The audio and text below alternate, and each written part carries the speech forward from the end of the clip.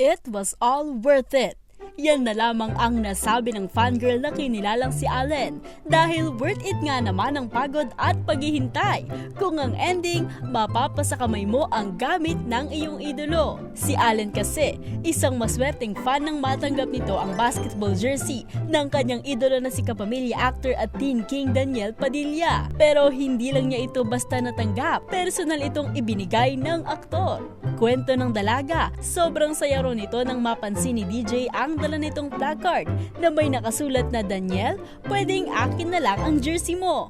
Nang makita raw ito ng aktor, nag-thumbs up sign pa, tanda na umagri ito sa hiling ng fangirl.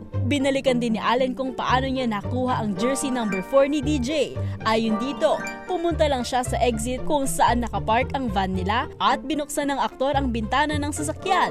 Saka inabot ang ginamit na jersey sa katatapos lang na Star Magic basketball game na ginanap sa Cebu. Inamin naman ng dalaga na nagsisimula pa lang daw ang aktor sa showbiz sa teen drama na Growing Up, hinahangaan na niya ito. At syempre, merong mga fan dyan na magtatanong kung anong ritual at manifestation ang ginawa ni Allen para ma-achieve ang kanyang ultimate fangirl experience. Sinabi nitong kailangan lang ng mahabang pasensya at patuloy na suportahan ang mga idolo dahil darating din daw ang kanya-kanya nating right time na mapansin. Paalala pa nito, maging responsable sa pagpa-fangirl at panatilihin pa rin ang kaligtasan ng mga hinahangaang personalidad.